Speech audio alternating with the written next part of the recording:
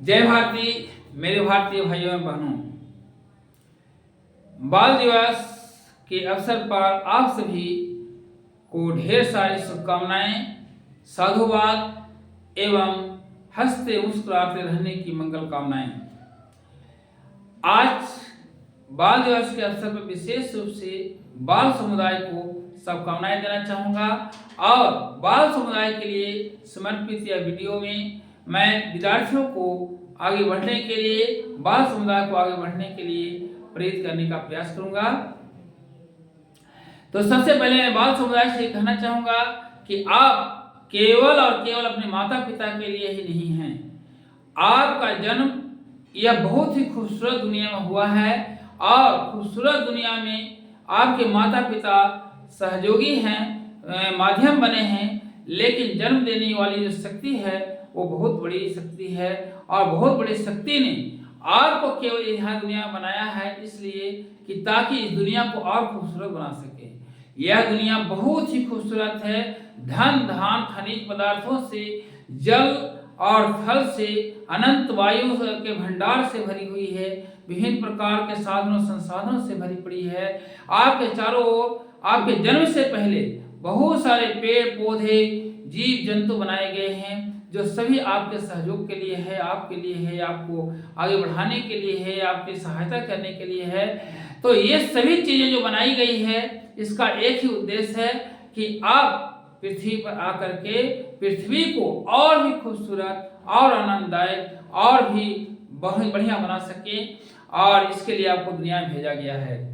तो मेरे प्रिय बाल समुदाय के बच्चों, आप सभी को बताएंगे कि दुर्लभ मनुष्य जन्म है, देह न बारंबार, तरुवर जो पत्ता झरे बहुरी न लागे डार। जिस प्रकार से एक बार पत्ता झड़ जाता है तो फिर से पेड़ में नहीं लगता, ठीक उसी तरह से ये हमारा जन्म है, हमारा जन्म दुर्लभ है। एक बार यदि ये खत्म हो गया तो फिर हमारा नहीं मिलने वाला। आज यदि हमारी आयु 10 साल 1 दिन हुआ है तो कितना भी खर्च कर करके हम कोशिश कर लें कि कल परसों कभी भी 10 साल 1 दिन वापस लाए, कभी नहीं हो सकता। लाखों रुपये पूरे दुनिया की संपत्ति दे करके भी चाहे तो अपनी सांस को 1 सेकंड के लिए नहीं बढ़ा सकते। जितनी सांसें मिली है, जितनी आयु मिली है, उससे हम 1 सेकंड भी फालतू नहीं रह सकते दुनिया में। जन्म और मृत्यु हमारे हाथ में नहीं है, लेकिन बीच का समय कैसे रहना है ये हमारे हाथ में है। हम इस दुनिया में आए हैं और दुनिया में कुछ ऐसा करके जाना है कि हमें दुनिया के लोग हमें याद रखें। तो आपको आज बताएं कि आपका जन्म बहुत ही कीमती है, देश के लिए भी, समाज के लिए भी। जिस दिन आप माँ के गर्भ में आए थे उसी दिन से माँ का और पिता का दोनों का जीना आपके लिए जीना था। वो अपना जीवन छोड़ चुके थे, वो केवल और केवल आपके लिए जी रहे थे और आज तक शायद आपके माता पिता यदि हैं तो वो आपके लिए जीवित हैं, आपके लिए ही हमेशा सोचते हैं। उनका अपना कोई शौक नहीं, अपना उनकी कोई इच्छा नहीं, केवल आपका ही सुख में उनका सुख है, आपके ही दुख में उनका दुख है। तो ऐसे माता पिता के लिए हमेशा कृतज्ञ रहें, माता पिता की सेवा करें, माता पिता को भूल करके भी कभी न भूलें, माता पिता को कभी भी दुख न दें। तो माता पिता की सेवा करते हुए लगातार मेहनत करें और कर करके कुछ ऐसा करें कि दुनिया याद करते रहे। इसके लिए कुछ ट्रिक्स आपको बताना चाहेंगे। पहला नंबर 1 बताना चाहेंगे कि प्रतिदिन 6 घंटे मेहनत करनी है कम से कम घर में। स्कूल को छोड़कर, एकेडमी को छोड़ करके 6 घंटे मेहनत करें। 2 घंटे दिन में पढ़ाई करें, 2 घंटे शाम में पढ़ाई करें और 2 घंटे सुबह उठ करके पढ़ाई करें। तो प्रतिदिन यदि घर में आप 6 घंटे मेहनत करते हैं और जो स्कूल में पढ़ाई होती है उसको फॉलो करते हैं, निश्चित रूप से आप महान बनेंगे। दूसरा पॉइंट है प्राथमिकता तय करें। प्राथमिकता सबसे इम्पोर्टेंट होती है। जिसके प्राथमिकता में अपना और अपना जीवन है, अपना जीवन का विकास है, वो निश्चित रूप से विकास करेगा। लेकिन जिसको प्राथमिकता में केवल दूसरे की कार्य को देखना है, दूसरे के बीच अपने नाम को केवल झूठी प्रशंसा के लिए काम करना है, उसकी प्राथमिकता वैसी है तो वैसे ही कर पाता है। और बहुत सारे लोगों को हम समझते हैं कि आज के 99% बच्चे का प्राथमिकता तो होती ही नहीं। कभी उनकी प्राथमिकता में हो जाती है पैसे कमाना, कभी उनकी प्राथमिकता होती है शादी करवाना, कभी उनकी प्राथमिकता होती है पूजा करना, कभी उनकी प्राथमिकता होती है खेलना, कभी उनकी प्राथमिकता होती है पढ़ना। तो ये प्राथमिकता हर मिनट में बदलती रहती है, ये अच्छी बात नहीं है। आपको अपनी प्राथमिकता तय करनी होगी कि आपकी प्राथमिकता क्या है। यदि आपको लगता है कि हमारी प्राथमिकता खेलना है, आप खेल करके एक अच्छा खिलाड़ी बनना चाहते हैं, एक प्रसिद्ध खिलाड़ी बनना चाहते हैं, तो प्राथमिकता में आप खेल को शामिल कर लें। यदि आपको लगता है कि हम पढ़ लिख करके पढ़ाई के द्वारा हम एक अच्छा आदमी बनना चाहते हैं, तो अपनी प्राथमिकता में पढ़ाई को शामिल करें और सब काम बाद में, पहले पढ़ाई करना है। जिस प्रकार से मैं अपने आप के बारे में बताना चाहूँगा कि मेरा प्राथमिकता है विद्या देना, पढ़ाना, बच्चों को शिक्षा देना, ये मेरी प्राथमिकता है। अब मेरे पास जो समय पढ़ाने के बाद, शिक्षा देने के बाद जो बचता है, वही मैं और लोगों को देता हूँ और कार्यों में देता हूँ। मैं कोशिश ये करता हूँ कि कहीं भी पढ़ाई जब चालू हो, स्कूल जब चालू रहता है, तो हम कहीं परिवार में जाने का प्रयास नहीं करते। बहुत मुश्किल से, बहुत ज़्यादा जरूरी होने के बाद ही परिवार में जाते हैं या किसी और काम में जाते हैं। तो मेरी प्राथमिकता जिसे शिक्षा देनी है, उसी तरह से आपकी प्राथमिकता पढ़ाई होनी चाहिए, आपकी प्राथमिकता अपना लक्ष्य होनी चाहिए। उस लक्ष्य को केंद्रित होकर के आप लगातार मेहनत करें। तो दूसरी बात बताएं आपको कि प्राथमिकता तय करें। तीसरी बात बताएंगे विद्यार्थी पंच लक्षणम। विद्यार्थी पंच लक्षणम के बारे में आपको अगले वीडियो में आपको बताए हैं। विद्यार्थी का 5 लक्षण होना चाहिए और 5 लक्षण हमेशा आपको मजबूत रखना, बनाए रखना है। उसमें है अल्पाहारी, गृह त्यागी, स्वर्ण निद्रा, बको ध्यानम, काकचेष्टा। ये काक, इसके बारे में विस्तार से वर्णन अगले वीडियो में कर चुके हैं। तो आप इन 5 लक्षणों का पालन करें। इसके बाद आपको चौथा बताएंगे सूर्योदय से पूर्व उठिए। सूर्योदय से पूर्व उठना, ये जितने भी महान लोग बने हैं, जितने भी भारत में महापुरुष अभी देख रहे हैं या पहले भी रहे हैं, सभी लोग सूर्योदय से पूर्व उठे हैं। और सूर्योदय से पूर्व उठने का बहुत बड़ा फायदा है। सूर्योदय से पूर्व जो ऊर्जा होती है वायुमंडल में, हम लोग के आसपास में जो ऊर्जा होती है, बहुत ही सकारात्मक होती है, पॉजिटिव ऊर्जा होती है। और उस पॉजिटिव ऊर्जा में यदि उठते हैं, पढ़ते हैं, कुछ भी करते हैं, आप बहुत ही अच्छा कर पाते हैं। यदि आज मैं अपने बताऊं, अपने जीवन में आज मैं जो कुछ भी हूँ, सुबह उठने का उसमें बहुत बड़ा योगदान है। मुझे पता नहीं कि कब से मैं उठ रहा हूँ, लेकिन मुझे याद ये इतना नहीं है कि कब मैं सूर्योदय के बाद उठा हूँ, मुझे याद नहीं। हमेशा सूर्योदय से 2 घंटा पहले उठता हूँ और उठ करके कुछ नई योजनाएं बनाता हूँ। कुछ योजनाएं सफल होती है, कुछ असफल होती है, लेकिन योजनाएं बनाना मैं छोड़ता नहीं। लगातार नई योजना बनाता हूँ और लगातार आगे बढ़ता हूँ। आप विद्यार्थी भी प्रतिदिन सूर्योदय से पहले उठें, सूर्योदय से उठ करके पढ़ाई करें। सूर्योदय से उठ करके पहले पढ़ाई करना बहुत इंपॉर्टेंट होता है। साथ ही साथ दिनचर्या ही बनाए। दिनचर्या बनाना अर्थात अपने जीवन का, अपने 24 घंटे का समय को किस प्रकार से यूटिलाइज करना है, इसको दिनचर्या बनाना, ये भी बहुत इंपॉर्टेंट होती है। जो मनुष्य है, मनुष्य का हर कार्य नियमानुसार होता है, लेकिन पशु का कोई भी कार्य नियमानुसार नहीं होता है। पशु जब दिल में आया था खा लिया, जब दिल में आया था सो रहा है, जब दिल में आया था बैठा है तो बैठा है, उठा तो। लेकिन मनुष्य हर कार्य को नियमानुसार करता है और वही करता है जो करना चाहिए, वह नहीं करता जो अन्य लोग करते हैं, जीव जंतु करते हैं, वैसा नहीं करता। तो सही मनुष्य बनिए, सच्चा मनुष्य बनिए। चलिए चौथा पॉइंट हो गया सूर्योदय के पहले उठने का। उसके बाद 5वां पॉइंट बताएंगे शिक्षक शिक्षिकाओं की बातों को माने। पूरे पृथ्वी पर शायद शिक्षक शिक्षिका ही एक ऐसे हैं जो दूसरे के भला चाहते हैं। बाकी जितने ही प्रोफेशन में लोग देखेंगे, सभी ऊपर से तो कहेंगे भला करने की बात करेंगे, लेकिन अंदर से चाहेंगे कि वो खराब रहे।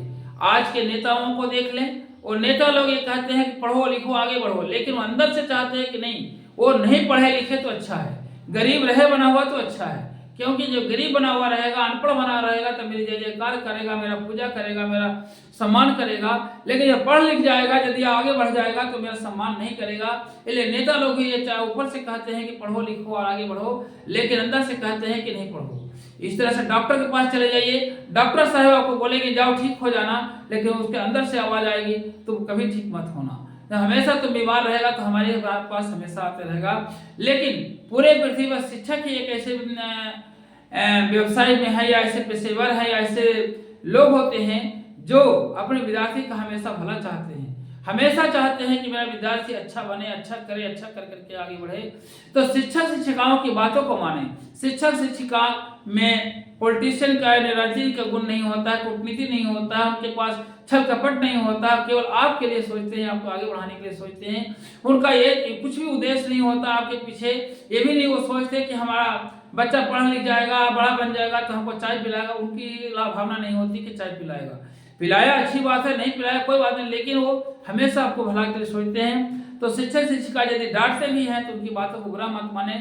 शिक्षक शिक्षिका इसलिए डांटते हैं ताकि आप आगे बढ़ें, ना कि उनको आपसे कोई दुश्मनी है या आपके मम्मी पापा से कोई दुश्मनी है या मम्मी पापा से कुछ लेना देना है, ऐसा कुछ भी नहीं होता।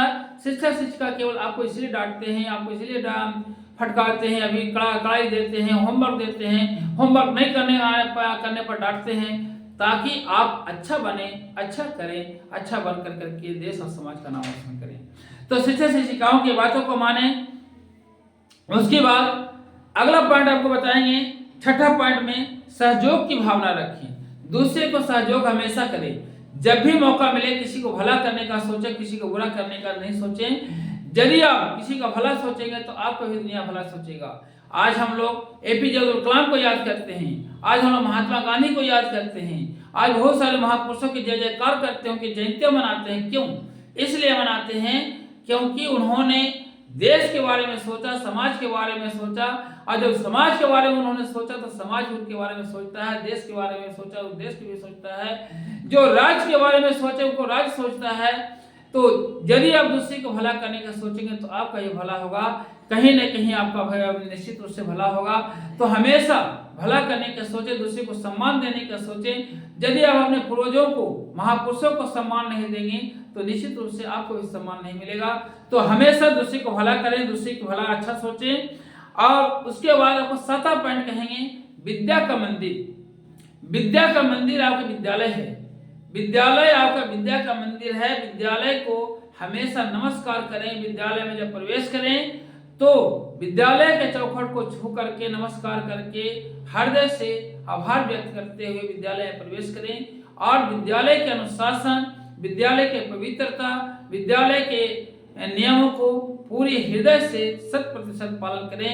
आप यदि 100% नियमों का पालन करते हैं, 100% अनुशासन का पालन करते हैं, विद्यालय द्वारा स्थापित जो भी प्रक्रियाएं हैं उसका पालन करते हैं, शिक्षक शिक्षिकाओं का आदर करते हैं, यदि 100% करते हैं तो 100% विद्यार्थी हैं। और यदि आप 50% करते हैं तो आप 50% विद्यार्थी हैं। और यदि 50% विद्यार्थी हैं तो आपका जीवन में सफलता 50% ही मिलेगी, 100% मिलने की संभावना नहीं है। तो हम 50% होकर के 100% की कामना कभी नहीं कर सकते। तो 100% आप बने, 100% आप विद्या के मंदिर का सम्मान करें। अगला पॉइंट आप कहेंगे, माता पिता का आशीर्वाद। माता पिता का आशीर्वाद बहुत इंपॉर्टेंट होता है। जैसे आप एक झोपड़ी बनाना यदि चाहते हैं, एक छोटी सी झोपड़ी बनाने की बात हो तो किसी भी तरह से 2-4 ईंट लगा करके, जैसे भी हो करके उसको हम ठीक ठाक कर करके आप बना सकते हैं। लेकिन बड़ी बिल्डिंग बनानी होती है, 10 तल्ले बनाने होते हैं, तो उसके लिए आर्किटेक्चर 1-2 नहीं 3-4 इंजीनियर से बातें करनी होती है, ड्राइंग बनानी होती है, उसका फाउंडेशन से लेकर के एक एक चीज का, साहुल से, सूता से लेके, ईटा से, गारा से लेके, पानी से, मिट्टी से, हर चीज को बहुत ही बारीकी से ध्यान रखना पड़ता है, तब जाके 10 तल्ला बिल्डिंग बनता है। तो उसी तरह से यदि आपका जीवन यदि महत्वपूर्ण बनाना है, अपने जीवन को महत्वपूर्ण बनाना है, एक विशाल एक महान पुरुष का जीवन बनाना है, तो बहुत सारी चीजों को देखना होगा, जैसे तैसे नहीं। और यदि लेबर कुली बन करके जिसी तरह से भीख मांग करके फटे हाल जिंदगी जीना है तो कोई बात नहीं, ज्यादा सोचने की जरूरत नहीं, जैसे तैसे जी लीजिए और फटे हाल जिंदगी जी करके दुनिया से चले जाइए। लेकिन अच्छा बनना है आपको, आप विद्यार्थियों को अच्छा बनना है। इसके लिए एक एक चीज पर ध्यान देना होगा। इससे माता पिता का आशीर्वाद बहुत इंपॉर्टेंट है। मेरे भारतीय ग्रुप के हर एक विद्यालय में पहला नियम बनाया गया है कि माता पिता को नमस्कार करके आना। और जो भी विद्यार्थी मेरी वीडियो को देख रहे हैं उनसे मैं कहूंगा कि जहां भी विद्यालय में जाते हैं, जिस अकाडमी में भी जाते हैं, सरकारी में भी जाते, कहीं भी जाए, लेकिन माता पिता को नमस्कार करके जाएं, प्रणाम करके जाएं। आप जोहार जिस भाषा में जो भी कर सकते हैं, नमस्कार करने की अलग अलग विधियां हैं, किसी भी रूप से नमस्कार करके जा सकते हैं, तो नमस्कार करके जाएं। प्रतिदिन माता पिता का आशीर्वाद मिलेगा, यह आपके लिए बहुत ही इंपॉर्टेंट है। उसके बाद आपको 9वां पॉइंट बताने का बहुत इंपॉर्टेंट पॉइंट है, रोना छोड़ दें। पहले के जमाना था कि जब हम रोने लगते थे तो सैकड़ों हाथ आते थे, सैकड़ों लोग आते थे हमारे पास और रोने का कारण पूछते थे, क्यों रो रहा है, उसको दूर करने के लिए समय लग जाते थे। लेकिन आज वो समस्या नहीं है। आज का समय ऐसा आ गया है कि यदि आप रोएंगे तो आपसे दूर लोग भागना शुरू करेंगे। आप जिस जगह पर रो रहे होंगे वहां से लोग रास्ता काट के चले जाएंगे। हमेशा मुस्कुराते हुए, हमेशा अपनी समस्याओं को खुद से सोल्व कीजिए, दूसरों को मत बताइए कि मेरा सर दर्द हो रहा है, ये हो रहा है, वो हो रहा है, हमारा तो ये नहीं हुआ, हमारा वो नहीं हुआ, हम पढ़ाई नहीं किए, ये नहीं किया, हम भी अच्छा नहीं, पापा, ये सब शिकायतें करना, रोना बंद करें। हमेशा आगे बढ़ें और सबकी जिम्मेदारी अपनी लें। यदि सर दर्द हो रहा है तो क्यों हो रहा है, आपको खुद खोजना होगा कि सर दर्द क्यों हो रहा है। यदि हमारा डाइजेशन खराब हो गया तो क्यों हुआ, हमको लोगों से बता मेरा तो डाइजेशन खराब है, मेरा डाइजेशन, ये नहीं बोलनी है। हमेशा यदि डाइजेशन खराब है तो डाइजेशन क्यों खराब हुआ, आपको समस्या का सॉल्व करना होगा। दूसरे से पास होने से कुछ नहीं मिलने वाला है। पुराने जमाने में लोग सहायता करने आते थे, लेकिन आज के समय में किसी के पास फुर्सत नहीं है। सभी लोग अपने आप में व्यस्त हैं, सभी लोग अपने इतने व्यस्त हैं कि किसी को फुर्सत नहीं है कि आपके बारे में देख सोचे, आपको सहायता करे। तो ये भूल जाए कि हम रोएंगे, लोग हमारी सहायता करने आएंगे, कोई नहीं आएगा, सब लोग कन्नी काट करके भाग जाएंगे। तो रोना छोड़ दें, बहाने बनाना छोड़ दें। और अंत में आप लोग कहेंगे कि लक्ष्य निर्धारित करें। लक्ष्य इंपॉर्टेंट होता है, एम के बिना जीवन व्यर्थ है, जानवर के जैसा जीवन हो जाता है। एम होना चाहिए, लक्ष्य होना चाहिए कि हमें करना क्या है, आप क्या बनना चाहते हैं, क्या करना चाहते हैं, वो लक्ष्य होना चाहिए। यदि आप एक डॉक्टर बनना चाहते हैं तो घर में डॉक्टर का फोटो लगाइए। यदि आप एक एसपी बनना चाहते हैं तो घर में एसपी का फोटो लगाइए। यदि आप चाहते हैं कि हम बड़ा उद्योगपति बनना चाहते हैं तो कोई उद्योगपति का फोटो घर में लगाइए। और प्रतिदिन उस उद्योगपति को देखें और उसके कॉलर को देखें, उसके कोट को देखें और कहें मैं भी एक दिन बनूंगा, मैं भी एक दिन बनूंगा।